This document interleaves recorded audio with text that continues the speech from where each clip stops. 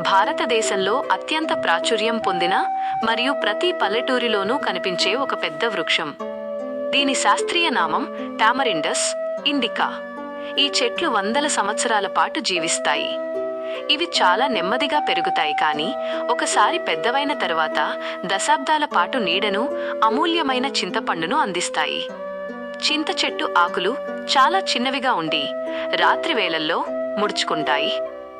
భారతీయ వంటకాల్లో, ముఖ్యంగా దక్షిణ భారతదేశంలో చింతపండు లేని వంటను ఊహించుకోవడం కష్టం.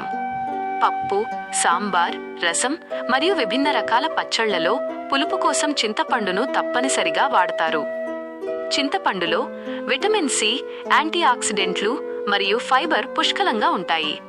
ఇది జీర్ణక్రియను మెరుగుపరచడానికి మరియు శరీరంలో రోగనిరోధక శక్తిని పెంచడానికి ఎంతో సహాయపడుతుంది. కేవలం చింతపండు మాత్రమే కాదు, చింత చెట్టుకు సంబంధించిన ప్రతి భాగం ఏదో ఒక రకంగా ఉపయోగపడుతుంది.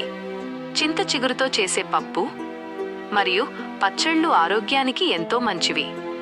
అలాగే వేసవి కాలంలో చింతగింజలను పొడి చేసి కొన్ని రకాల సాంప్రదాయ వంటకాల్లో మరియు ఔషధాలలో ఉపయోగిస్తారు.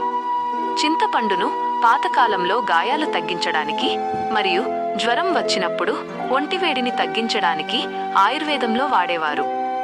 చింత చెట్టు కలప చాలా బలంగా, గట్టిగా ఉంటుంది. అందుకే పాతకాలంలో ఎద్దుల బండ్లు, రోకళ్ళు మరియు వ్యవసాయ పనిముట్లు తయారు చేయడానికి ఈ కలపను ఎక్కువగా ఉపయోగించేవారు. పూర్వం గ్రామాల్లో పెద్ద పెద్ద చింత చెట్ల కిందే పంచాయతీలు, రచ్చబండలు జరిగేవి. వేసవి కాలంలో రోడ్ల పక్కన ఉండే చింత చెట్లు బాటసారులకు చల్లని నీడను ఇస్తూ ఎంతో ఉపశమనాన్ని కలిగిస్తాయి. ఆర్థికంగా కూడా చింత చెట్టు రైతులకు మంచి ఆదాయాన్ని ఇస్తుంది. ఒక పెద్ద చింత చెట్టు నుండి ఏడాదికి 100 కిలోల చింతపండు లభిస్తుంది. దీనిని మార్కెట్లో విక్రయించడం ద్వారా గ్రామీణ ప్రాంతాల్లోని ప్రజలు ఉపాధి పొందుతున్నారు. పర్యావరణాన్ని రక్షించడంలో మరియు భూగర్భ జలాలను పెంచడంలో కూడా ఈ చెట్లు ముఖ్యమైన పాత్ర పోషిస్తాయి.